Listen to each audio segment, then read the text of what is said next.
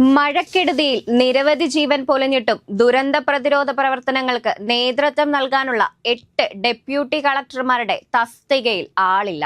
കാലവർഷക്കെടുതികളും പ്രകൃതി ദുരന്തങ്ങളും ജനജീവിതം ദുസ്സഹമാക്കുമ്പോഴും ഭരണ സംവിധാനത്തിന്റെ ഏകോപനത്തിന് നേതൃത്വം നൽകേണ്ട ഉന്നത ഉദ്യോഗസ്ഥരെ ചുമതല നൽകാതെ വെറുതെ ഇരുത്തുന്ന സർക്കാർ അനാസ്ഥയുടെ വാർത്തകളാണ് ഇപ്പോൾ പുറത്തുവരുന്നത്.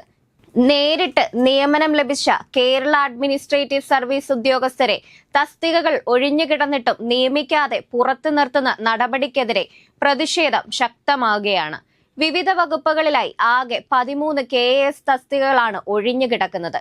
തിരഞ്ഞെടുപ്പ് ഡ്യൂട്ടി പൂർത്തിയാക്കിയ 13 KAS ഉദ്യോഗസ്ഥർ നിയമനത്തിനായി കാത്തിരിക്കുമ്പോഴും തസ്തികകൾ ആളില്ലാതെ തുടരുന്നതാണ് ശ്രദ്ധേയമായത്.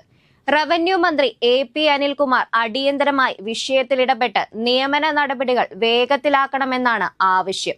കനത്ത മഴയിലും ഉരുൾപൊട്ടലിലും നിരവധി ജീവനുകൾ പൊലിഞ്ഞ മലപ്പുറം ഉൾപ്പെടെയുള്ള ജില്ലകളിൽ ദുരന്ത പ്രതിരോധ പ്രവർത്തനങ്ങൾ ഏകോപിപ്പിക്കാൻ ആളില്ലാത്ത സ്ഥിതിയാണുള്ളത്. സംസ്ഥാനത്തെ വിവിധ ജില്ലകളിലായി 8 ഡെപ്യൂട്ടി കളക്ടർമാരുടെ KAS തസ്തികകളിലാണ് നിലവിൽ ഒഴിഞ്ഞുകിടക്കുന്നത്. ദുരന്ത നിവാരണ പ്രവർത്തനങ്ങളുടെ മുൻനിരയിൽ നിൽക്കേണ്ട ഉദ്യോഗസ്ഥരില്ലാതെ ഭരണകൂടം പതറുമ്പോഴാണ് യോഗ്യതയുള്ളവരെ മാറ്റി നിർത്തുന്നത്. കനത്ത മഴയിലും ഉരുൾപൊട്ടലിലും ജീവനുകൾ പൊലിഞ്ഞ ഏറെ ദുരന്തം നേരിടുന്ന മലപ്പുറത്ത് ഡിസാസ്റ്റർ മാനേജ്മെന്റ് ഡെപ്യൂട്ടി കളക്ടറുടെ കസേരയിൽ 1.5 മാസമായി ആളില്ല. ജില്ലാ ഭരണകൂടത്തിന്റെ ദുരന്ത നിവാരണ പ്രവർത്തനങ്ങളെ പ്രതികൂലമായി ബാധിക്കുന്ന ഈ തസ്തികയിൽ KAS ഉദ്യോഗസ്ഥനാണ് നിയമനം നൽകേണ്ടത്. എന്നാൽ ഈ തസ്തികയിലേക്ക് ആളെ നിയമിക്കാൻ പൊതുഭരണ വകുപ്പ് ഇതുവരെയും തയ്യാറായിട്ടില്ല. നിലവിൽ 12 KAS ഉദ്യോഗസ്ഥരാണ് കൃത്യമായ ചുമതലകളോ ജോലിയോ ഇല്ലാതെ പുറത്തു നിന്നിട്ടും സർക്കാർ ഇതിന് എന്തുകൊണ്ട് മുതിരുന്നില്ല എന്നതാണ് ഏറ്റവും ശ്രദ്ധേയമായ ചോദ്യം.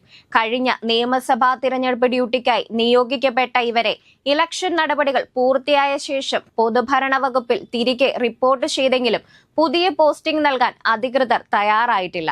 പ്രസവാവധി കഴിഞ്ഞ് ഔദ്യോഗിക സർവീസിൽ തിരികെ എത്തിയ ഒരു വനിതാ KAS ഉദ്യോഗസ്ഥയ്ക്കും മാസങ്ങളായി നിയമനം ലഭിച്ചിട്ടില്ല. കേരളം വൻ പ്രകൃതി ദുരന്തം നേരിടുമ്പോഴും ഈ ഉദ്യോഗസ്ഥരെ അവർക്കുള്ള തസ്തികയിലെ ഒഴിവുകളിൽ നിയമിക്കാൻ സർക്കാർ തയ്യാറാകുന്നില്ല എന്നത് വരും ദിവസങ്ങളിൽ പ്രതിപക്ഷമടക്കം വലിയ രീതിയിൽ ഉന്നയിക്കാൻ സാധ്യതയുണ്ട്. റവന്യൂ വകുപ്പിന് കീഴിലെ നിർണായക തസ്തികകളിലാണ് ഈ അനാസ്ഥ തുടരുന്നത്. ദുരന്ത നിവാരണ ചുമതലയുള്ള മലപ്പുറം ഡെപ്യൂട്ടി കളക്ടർക്ക് പുറമെ ഏറെ ശ്രദ്ധയും സഹായവും അർഹിക്കുന്ന കാസർഗോഡ് എൻഡോസൾഫാൻ ദുരിതബാധിതർക്കുള്ള ചുമതലയുള്ള ഡെപ്യൂട്ടി കളക്ടർ തസ്തികയും നാഥനില്ലാതെ കിടക്കുകയാണ്. അടിയന്തര സഹായങ്ങൾ ലഭ്യമാക്കേണ്ട മേഖലയിലാണ് ഉദ്യോഗസ്ഥരുടെ ഈ അഭാവം. പട്ടികവർഗ മേഖലയുടെ വികസനത്തിനും ക്ഷേമത്തിനും മേൽനോട്ടം വഹിക്കേണ്ട കാസർഗോഡ് ട്രൈബൽ ഡെവലപ്മെന്റ് ഓഫീസർ തസ്തികയിലും ആളില്ല.